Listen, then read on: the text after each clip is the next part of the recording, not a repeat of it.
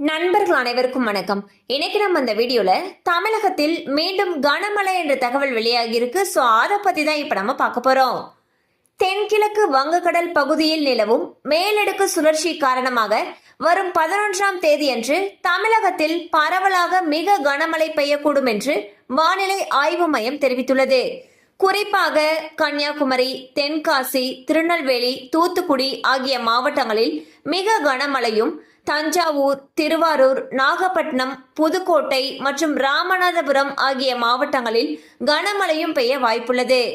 So பாத்தீங்கன்னா March 11ஆம் தேதி அன்று தென்கிழக்கு வங்கக்கடல் பகுதியில் நிலவக்கூடிய மேலடுக்கு சுழற்சியின் காரணமாக தமிழகத்துல பல மாவட்டங்கள்ல கன முதல் மிக கனமழைக்கு வாய்ப்பு இருப்பதாக சென்னை வானிலை ஆய்வு மையம் அறிவிச்சிருக்காங்க.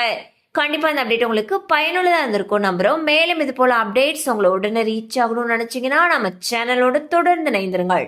தேங்க்யூ ஃபார் வாட்சிங்.